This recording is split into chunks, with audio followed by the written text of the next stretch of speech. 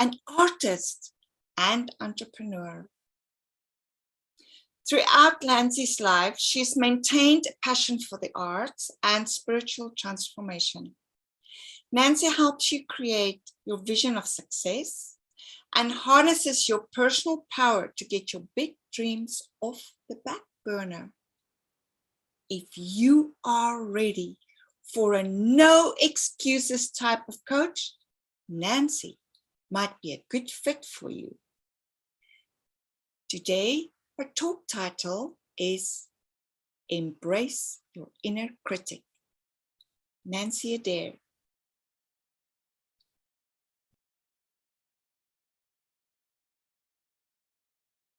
It'd help if I unmute myself. Thank you so much. I really am very pleased to be here with the summit again. It's always such a pleasure. And as was just said, my name is Nanci Adair, and I'm on a mission. I'm on a mission to give you permission to be good enough. So I want to ask, well, actually, I wanted to ask, what do you think the number one obstacle is between you and having the success you might dream of or achieve anything that is currently in front of you? And if you hear barking in the background, that's my puppy, Cooper. So we'll try to keep that to a minimum. I just want you to be thinking about what that number one obstacle is as I get us started. So I want to give you permission to be good enough, and I want to give you permission to get out of your own way. I'm going to show you how to change your internal dialogue to have it work for you instead of against you. Are you ready? Are you ready to take this journey with me? I can promise it will be an adventure. We will be going back in time and take a peek into the future. We will have conversations with celebrities that you wouldn't otherwise have the opportunity to meet. And if you wish to get metaphysical with me, we will have conversations with spirits who are no longer among the living. Sound exciting? I hope so. I'm excited to be here with you. And I loved the dancing. That was just great. Tony and Megan especially. So let's begin. What did you think was the number one obstacle that has been in your way? I gave you a hint already. If you know, put it in the chat. What stands in your way of fully expressing your creative voice? What is that number one obstacle to sharing your heart song or your soul with the world? What has been that number one obstacle blocking achievement at the level of success that you yearn for? No, it's not money. Let me see the rest of these. No, it's kind of not fear either. Someone said failure, and I want to let you know that the fear of failure is actually the highest fear on Google, rated fear. Like above the fear of dying is the fear of failing. But it's not that, and it's not time, and it's not physical limitation, it's not laziness. I'll give you the answer. It's you. You don't have to go any further than looking in the mirror to know your one specific dialogue obstacle, which is the dialogue. It's the internal dialogue. It's the way you talk to yourself, your inner critic. How many of you, just a show of hands, have let your fears get in the way? If you have, you can also write "me too" in the chat. Your inner critic is the one who tells you that your creative pursuit isn't possible or isn't good enough. I love Cooper's sighing instead of barking. Or can't be done, or at least cannot be done by you. So if you recognize your limiting beliefs and haven't yet changed them, and if you've been told most of your life that you are too hard on yourself, and if, like me, you would never talk to another person the way I used to talk to myself in the privacy of my own mind, you are not alone. Some of the greatest minds in history have had similar struggles. I had the privilege many years ago to interview First Lady Eleanor Roosevelt's granddaughter, Anne. That was when I had my You Can Do internet radio show. And Anne and I discussed the inner critic when she told me, shh, no barking, when she told me that her grandmother, Eleanor, had what she referred to as Griselda days. Hi, Dawn, I just saw that you've joined us. I researched this word, Griselda, and this is what I found. The word actually comes from two German words, grist and hilt, and the root meaning translates to dark battles. So even Eleanor Roosevelt had her dark battles. And let's not leave out Oprah. Oprah Winfrey refers to having basement days. And one of my favorite stories is that of Cicely Tyson, In a public interview, Ms. Tyson admitted that following her audition for a part in the movie Because of Winn-Dixie, she climbed into bed and stayed there for 2 weeks. 2 weeks. She didn't come out from under the covers until she received a phone call letting her know that she had the part. Here is a celebrated actress who's known far and wide for her charitable work in education that couldn't get out of bed. So I have to tell you, admit really, that made me feel better. Like if Cicely Tyson could be stuck in bed, that just made me feel like, okay, it happens to all of us. Seemingly without exception, we have all been plagued by a formidable inner critic. I used to call my inner critic an inner terrorist. I referred to my critic this way because it was vicious and it wanted nothing short than to annihilate me. My inner critic wanted to destroy, obliterate, and do away with my creative aspirations. My inner terrorist wanted to kill my soul and destroy my passion for living. So this brings me to why I deliberately use the term embrace, rather than, I think I heard Tony Robbins recently say, crush the inner critic, or try and do away with your inner critic. Simply put, try as you might to get rid of the inner critic, it won't work. I once heard from a counseling group member that she had participated in a workshop about the inner critic, and the workshop leaders described the inner critic as a bully and told participants to fight and destroy their inner bully. Again, I reflect back on my own experience, which has shown me that when I run away from, try to ignore, discredit, or respond to violence with violence, in other words, try to bully the bully, that critical inner voice just grows louder and stronger.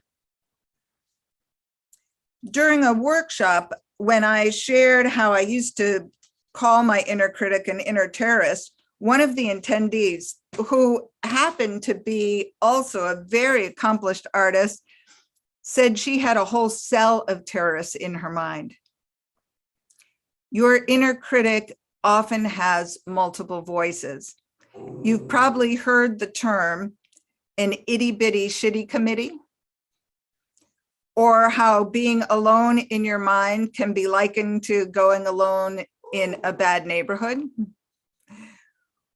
Where do these internalized inner voices come from? And why do you think they're so pervasive?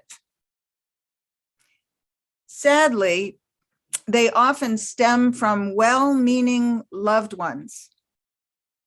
I call these our fear leaders. And you know who they are. Parents, even those who are no longer living, planted seeds for your internalized negative messages. Or it could be a well-meaning spouse now who lets their own fears get in the way of supporting you. The good-intentioned partner may unwittingly throw a wet blanket over your creativity, saying things like, you know, on our fixed income, we can't really afford for you to go on that retreat, or build out that studio in the barn, or sign up for Steve Garvin's online course, or join Nanci Adair's mastermind, et cetera, et cetera, et cetera. Do you remember the saying, actually, let me know in the chat if you remember the saying, sticks and stones will break your bones, but what? Words will never hurt you. Names, right? Names will never hurt you, which is words. And it's a lie. It's a lie. So here I'm about to take us on our first time travel. Optional, of course, for your experience. But I ask you to close your eyes and take a few deep breaths. Let each breath be slightly longer, fuller and deeper than the one before. And that's a wonderful exercise, breath work to do, because it lets your body be its own guide. Take 3 deep breaths. Let each one be longer than the one before. With your eyes remaining closed, I want to bring you back to the year 1974. I was a freshman in Drawing 101 at Southampton College, part of Long Island University in New York. My teacher, Bob Munford, was world-renowned for his Barnum and Bailey circus posters. Imagine you are there with me among 30 eager freshmen, all sitting on the end of our art benches, drawing the nude model in the center of the room. Bob had a habit of circling around the studio until he would take a drawing from one student to critique and compliment their work. I waited with bated breath for my day to arrive, and then it did. Bob reached across my drawing board and swept up the single sheet of newspaper and stapled it to the critique wall for all to see. Then in a booming voice, these words came from his mouth. This is the worst preconceived notion of foreshortening I have ever seen. My bottom lip began to tremble as he turned in my direction. Then he demanded I come forward to stand with him at the front of the class. Surrounded by my peers, Bob said, "What is your name?" I began softly to speak when he interrupted. "Oh, you're not going to cry, are you?" At this point, while trying my best to say no, against my will, I burst into tears. You can open your eyes. Did these words hurt me? Of course they did. These words not only hurt, they scarred and haunted me well into my future. Do you have an example of your own? Maybe that's come to mind as I'm sharing my journey. If so, I'd like you to take a moment and write it down, maybe even write it in the chat if you're willing or interested in sharing. Just write an example of a negative message that stayed with you. I'm pretty sure we all have them. And my heart breaks when I hear things like, "You are stupid." I had a client whose mother used to tell her that she was stupid, and there's nothing to cry about. My God, someone wrote that their problem is that their heart is too big. Who can have a heart too big? The voice of the inner critic is at sometimes more subtle and sometimes not subtle at all. Discouraging messages like these can fuel that inner dialogue and shape our sense of worthlessness or brokenness or just self-doubt. Have you ever been around someone that called themselves names like "you idiot"? I have to say, I'm an avid pickleball player. So I know that Tony Robbins will take a cold plunge getting ready for a talk or a presentation, and then he'll jump on a trampoline before going on stage. For me, I do the opposite. I take a hot sauna and I went and played pickleball before coming here today. And when I'm playing pickleball, well, actually, let me tell any of you that don't already know what this sport is, that aren't familiar with it. It is the fastest growing sport in America. And it's a cross between tennis and ping pong, played with a wiffle ball. So when I'm playing, and if I can't remember another player's name, all I do is wait. Because very likely when they poorly execute a shot, they'll say their own name out loud with like, "Tom, you idiot," or "Come on, Mary, you know better." And it amazes me. It amazes me. Can you imagine if we all walked around with one of those comic book bubbles above our head, and that inside of it, everyone could read your internal dialogue? Imagine the passerby could read, "You're too nice," or "You're such a loser," or one of my personal not so favorites is, "I'm going to die alone." Like when I tell myself internally that I'm going to die alone. I told you my inner critic can be cruel. What have you said to yourself? Again, if you're willing, enter it into the chat. Go deep. Really allow yourself to say what you say when you're in the privacy of your own mind.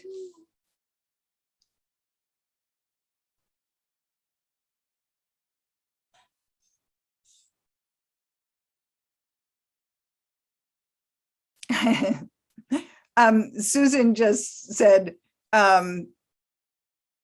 the positive, like "you've got this," or and someone else, Jessica, wrote, "Who will care?" And that has been that voice for some of the writers that I've worked with. It's like, why should I tell my story? Why should I share my journey? Because who will care about it? Who am I to believe that I can do this?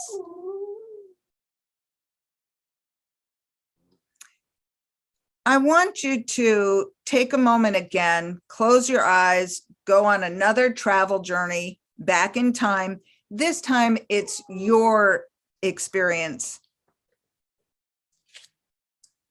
Close your eyes and take those 3 breaths.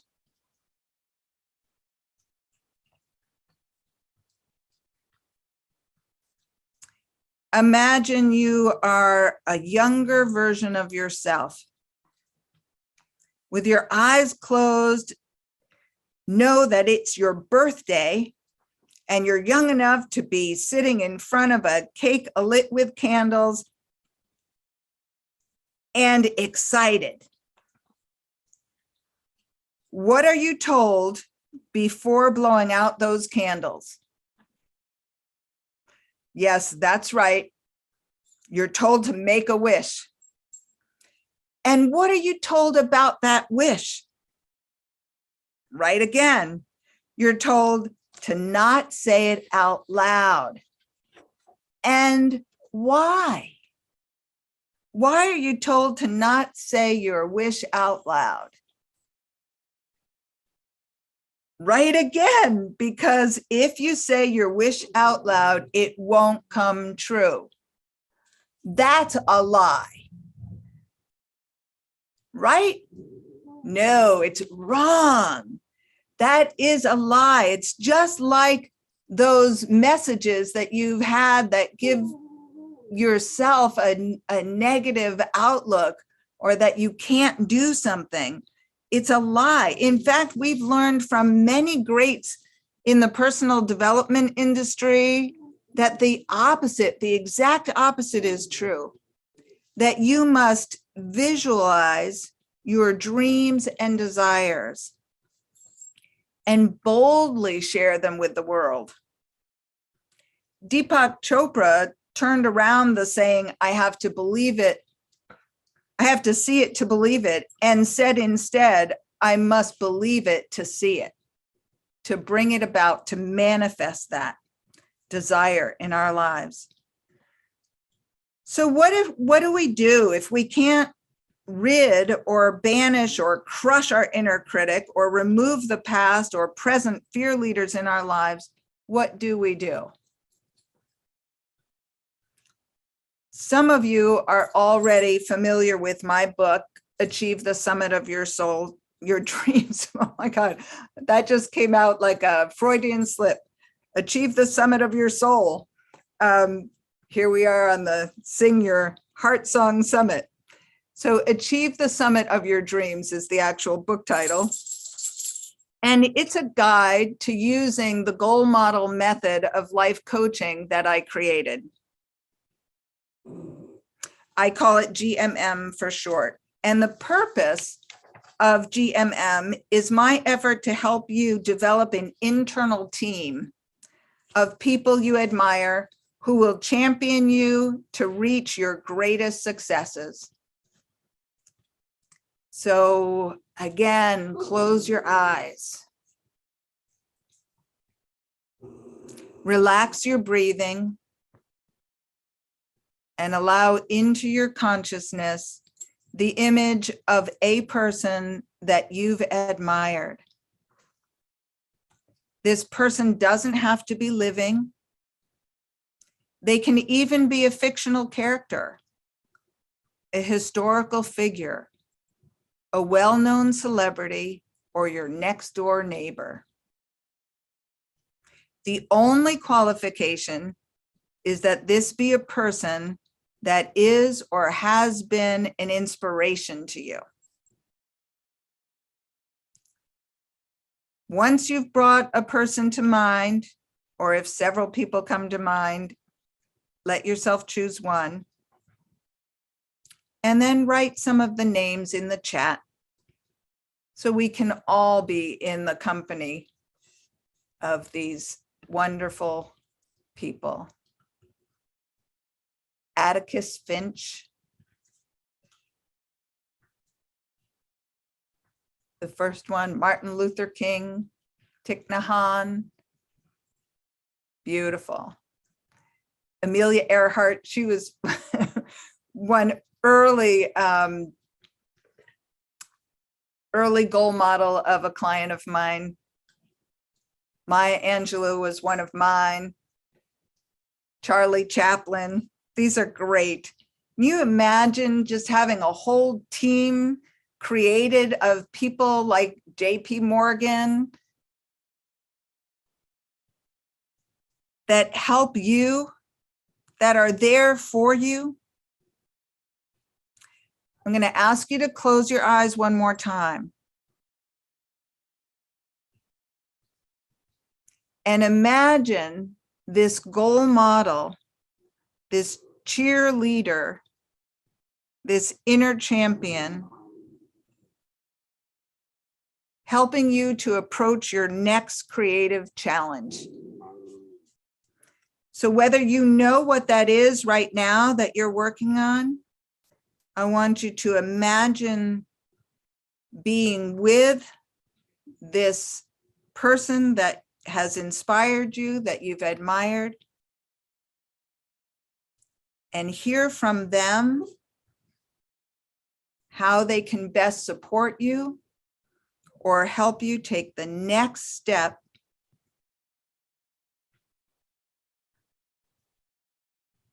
with this creative challenge.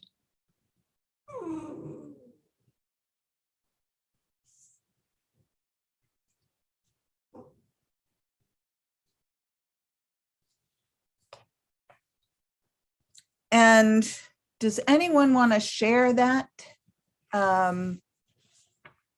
with the group? And yes, Olivia, we are now in the company of these masters, which is just amazing. And I remember when I learned that Esther Hicks from Abraham Hicks wasn't channeling Abraham, she was channeling a group of spirits. And she used the name Abraham to represent anyone from the other side.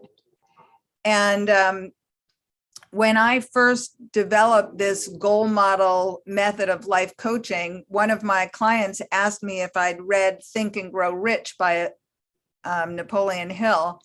And I said, no, I hadn't. And when I read the book, I felt like I was rereading the book. Everything was so familiar. And then I learned many years later, after writing my own book based on the method, that Napoleon Hill also had a virtual team. I mean, a team in his mind, a meditative team of spirits that helped him along, as well as what we now refer to as a mastermind team, where you're working with people. I recently listened to Marie Follier, author of Everything is Figureoutable, in her podcast when she interviewed Mel Robbins. And Mel said that she no longer has the voice of an inner critic. In fact, Mel said that when she looks in the mirror, she doesn't see a reflection of her face. She sees a reflection of her soul. I love that. And even more, I love that she went on to describe that when she sees herself in the mirror, she feels the same self-love that she has for her adult children. This is something that I greatly admire. Oh, I lied. I have one more journey to take you on. Please close your eyes, take a few deep breaths, and tap into your imagination. I want you all to imagine that you are in a premier music hall, specifically the Apollo Theater in New York City. The year is 1939. You are sitting amidst a packed house when a spindly Afro-American teenage girl of 16, whose cult-like legs make her look no more than 13, walks up to the concert pianist and whispers in his ear. He then ceremoniously takes a stand, walks center stage, and addresses all of you in the audience. Ladies and gentlemen, I do apologize. Our next young performer has informed me she will not dance. Instead, she is going to sing for us. Please welcome to the stage, Ella Fitzgerald. You can open your eyes. I've known for a long time that this was a true story about Ella Fitzgerald. What I didn't learn until much later was that Ella decided not to dance because she lacked confidence in her dancing. Thankfully, she didn't lack confidence in her intuition. I'm sure you've heard people refer to our intuition as listening to a small, still inner voice. Don't you wish that you had an inner voice that was as accurate as Ella's and could champion you into the success that's yours for the making? Our need is for the inner champion. I want those inner voices of our inner champions to not be still, small, or quiet. Because if they're small and quiet, we may fail to hear them. I want those voices of your inner champions to be likened to inner cheerleaders doing somersaults, shouting triumphantly to cheer you on. Think of all those people you listed in the chat cheering you on, embracing even the intentions of your inner fear leaders and replacing them with these strong, powerful voices that support you. I want you to tell each other and the world what it is you wish for, what your dreams and aspirations are. I wish for all of you to have self-compassion, love for one another, and even more importantly, love for yourself. Thank you for being on this journey with me today.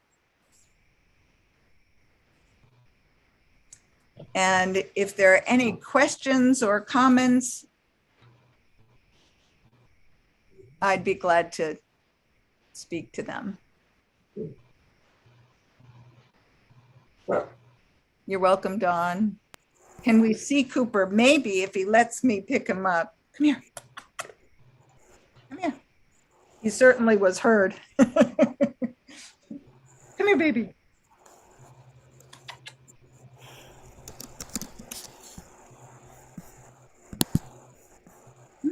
We love Cooper. Cooper, it wouldn't be a summit without Cooper. We all love Cooper. Come here, baby. Nanci, this is so delightful. We've heard you do this presentation before, but each and every time you lead us through that meditation, the time travel, as Steve puts it, it conjures up new feelings and new emotions because we're in a new time and space. And Olivia, when I started my goal model team, my own team, I had collected pictures of the people that I admired or of their artwork, and I laminated them and I put them in my shower so that I literally had a dialogue with them every morning when I was getting ready for my day. And it was surprising how my goal models have changed throughout time and when I'm working on certain projects, and but I've never stopped hearing their support. Thank you, Jacqueline. I'm glad you were here with us today. Cooper, you want to make a guest appearance or no? Baby, come on. I guess not. He's being shy. unless maybe I can go pick him up. Of course, now he would be shy when he wanted to